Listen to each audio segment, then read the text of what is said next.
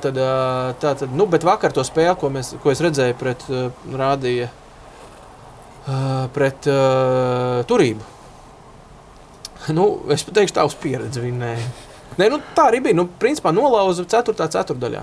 Man gan pašā galotnē uzkārās pārraides, neredzēju pēdējās 3 minūtes, es tikai arī online, bet līdz tam, ko es redzēju, sodi. Ko varam pateikt par sodiem? Ja mēs runājam par to spēli, 60 sodi.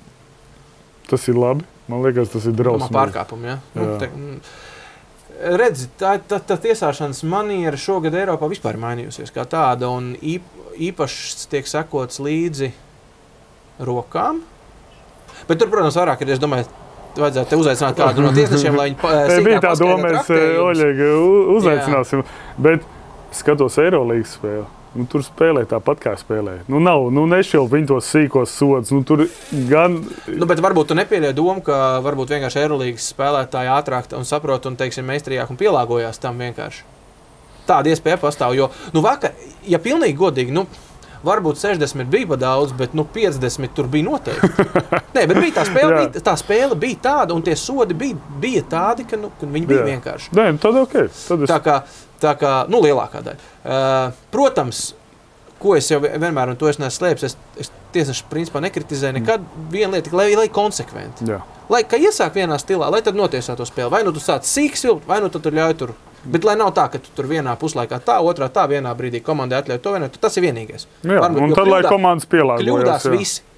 To mēs klasiskais teiciens, ka kļūdās visi spēlētāji, treneri, visi arī tiesneši, bet lai ir konsekvents. Tā kā tas par tiem sodiem, turpinot par tām 3 komandām. Būs interesanti pavēru Latvijas universitāti, tikai cik es statistikas redzējis un tā. Būs interesanti noteikti viņiem 3, bet ir viena lieta, ko es gribētu visu šo 3 komandu sakarā arī pateikt. Es neticu, zinot, ka Jūrmalas komandai pilsēta palīdz, zinot, ka aiz abām universitātēm stāv lielās universitātes ar pietiekami nopietniem budžetiem, tas palīdzētu gan LBL līmenim, gan pirmām kārtām, tas palīdzētu treneriem un pašām tām komandām, visām šīm 3.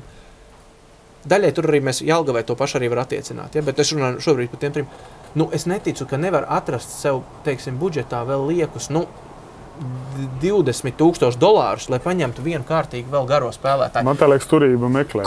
Komandas struktūra kā tāda uzreiz nebūtu tiem pārējiem, ja, tā komanda izstītos krietni nopietnāk. Piekrīt. Nav tā, ka Turībai, Mednis ļoti labi vakar nospēja, vispār viņš ir ļoti progresējis pie Višņevics un turpina vēl progresēt, ja, bet viņš ir vienīgais garais. Un tas pats Jūrmalē, gan Žeņi, gan Atis Ozols, viņi ir, pa 4.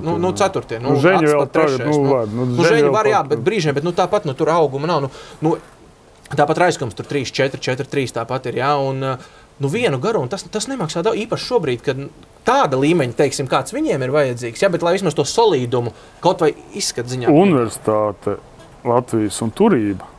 Aizbrauc nevis aizbrauc, taču kaut kāda aģenta no Nigērijas paņem, lai mācās, dabūs izglītību, un vēl var lētāks tās izmaksas uztaisīt. Tev izglītība pa vēl? Nē, es domāju, es ļoti ceru, ka viņi jau par to ir domājuši. Es domāju, ka viņi par to domā un tādā virzienā skatās. Jā. Jo vienkārši šobrīd es saku, tas būtu no tā iegūt, tas neprasa daudz, tas neprasa tur 100,000, ko tas prasa vienkārši, Protams. Tas būtu interesanti. Un viņi attaisīja tādu ceļu vaļā, arī uztaisīt kā starptautisku universitāti. Turību, Latvijas, brauciet, spēliet basketbolu, jums mācības ir pa velti. Tas pats, kas Amerikā. Tā kā es saku, līdz ar to, tas būtu tas, ko es gribētu. Viņi piedod spēku, un tad jau, kad ietu spēlēt, piemēram, Vefs ar universitāti vai Ventspils, viņi jau zināt, viņiem ir labs centrs, viņiem ir labs varbūt pirmais numurs, kaut kāds viens no Nigērijas, otrs no Albānijas, un būtu jau cits respekts. Un tā Vefs arī varētu jau uz to spēli atnākt sakoncentrējušies. Tas ir kā Baltkrievija, Ukraina. Nav būtiski, es saku vispār kā tāds. Nigērijas vietā būtu tāpat kaut vai Krievija, saka Baltkrievija. Nav būtiski, bet tā jau būtu respekts, un tā jau būtu tās spēles daudz interesantākas. Paņemsim kaut vai piemēru pēc tāda tipa garie, kā bija Baronā, bija Zorins, vai pagājuši gadu bija Pišķaļņikovs. Jā.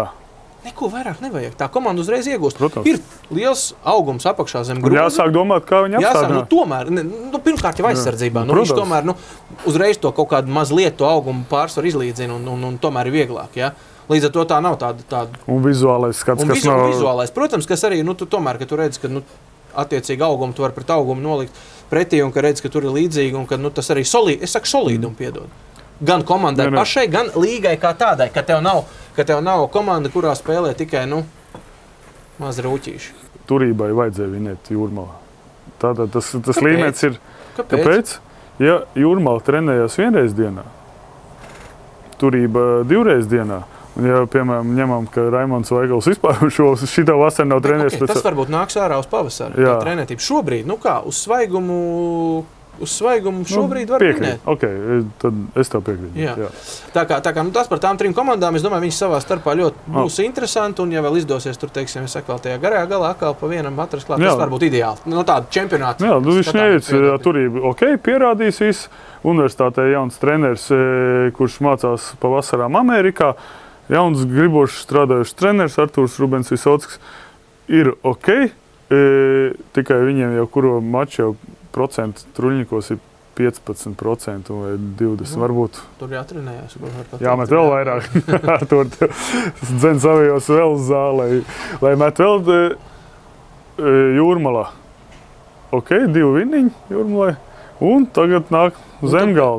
Tagad Peremais zirdziņš Jelgava un Jelgava, 18, jā.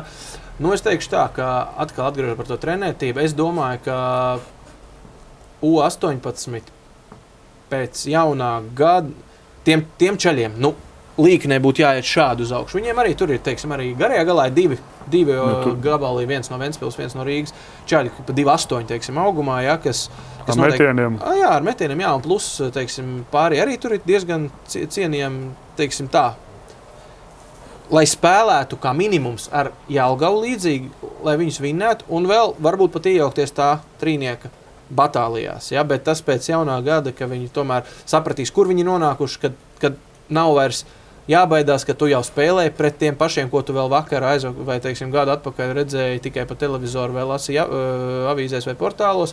Noteikti viņiem jāprogresē. Lielākā mīkla visā šie čempionāti ir Jelgava. Un tur ir... Pirmais jautājums ir priekš kam? Varbūt pat tieši tā nevis priekš kam. Ir skumji, ka tādam basketbola centram īstenībā basketbols ir tik dziļi vienaldzīgs. Vai tik dziļi, varbūt ne vienaldzīgs, bet tās savstarpējās tās intrigas, kas tur ir, teiksim, starp veco vadību un jauno vadību, un, teiksim, šobrīd pilsētas vadība, un tā tur vairāk tādā politiskajā jau tas laucumē tiek tas viss tās vēstules, viss tas tādu negatīvismu atkal iedzina iekšā. Normāli, neviens privātais, īsti tādā, purva arī īsti negribēs tur līst iekšā un piedalīties un palīdzēt ar tādu ļoti lielu entuziasmu. Un plus, teiksim, pats tas sastāvs, tāds diskutābles, ko var pārmest, teiksim, Vilcānam Kasparam, kas viņus trenē? Viņš meklē, kā Kaspars arī garajā galā papildināja. Man jau vislabāk patīk Bāmas. Bāmas Jelgavā bija kā punkts uz īju. Labi, bet, ja mēs runājam par Bambis kā, teiksim, backups, kas arī, nopietni profesionāli, viņš netrenējas jau kā, bet, teiksim, uz savus 10, 12 minūtes, 14, jā, protams, bet, tāpat ir vajadzīgi, ja pilsēta, top 5 lieluma ziņā pēc Latvijā lieluma ziņā un pietiekoši, es domāju, arī pašvaldība. Ja pašvaldība ir nolēmusi to klubu beidzot sākt atbalstīt, tad to vajag darīt nopietni, atkal salikt normālu klubu struktūru, normālus cilvēkus atrast, kas to dara, un pakāpeniski soli pa solim kaut ko sākt darīt. Šobrīd tur izstās tāds, kaut kāds, pamēģināsim. Ķepļepis. Kaut ko pamēģināt, skatīsies, dariet. Un vēl paralēli cīnīsimies ar tiem vēsturiskiem stāstiem. Viss jau forši var darīt, bet nevar tā darīt, ka aizbrauc uz Neptunus un dabūt pa 60 punktiem iekšā. Un tas jau tāda prestiža grauj visu Latvijas. Tā arī var darīt. Tā ir sanācis. Arī Žalgiris ir dabūjis pa 30 iekšā, man liekas, teiksim. Ja, Labi, bet ir no Jūrmalas pa 20. Tur pa 60. Ir kaut kāda. Tomēr, ja tu taisi to komandu, es nezinu, taisi tā, lai vismaz tas cīņas par kaut kādu to raksturu komandu taisi. Nē, pirmkārt ir jānodefinē, ko viņi grib no tās komandas, ko viņi grib redzēt.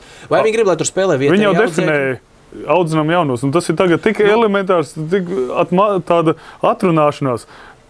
Barons audzina jaunos, visi audzina jaunos. To var darīt, sviests, bet skaidrs, ka viņi paši tur nekur neizaugs. Protams.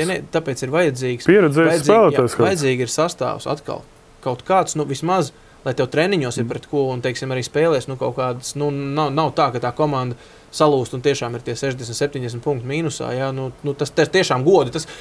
Bet tā jau ir pamatā arī visas basketbola, atkal mūsu basketbola līgas un mūsu basketbola problēma, kā tāda, ka Jelgavai, īsumā Jelgavas vadībai ir jāliek saprast, un ja vajag dot padomu, ieteikt, rekomendēt vēl kaut kā tā, kaut vai varbūt pat brīžiem uzspiest, kad ir jādara tā, jādara šitā.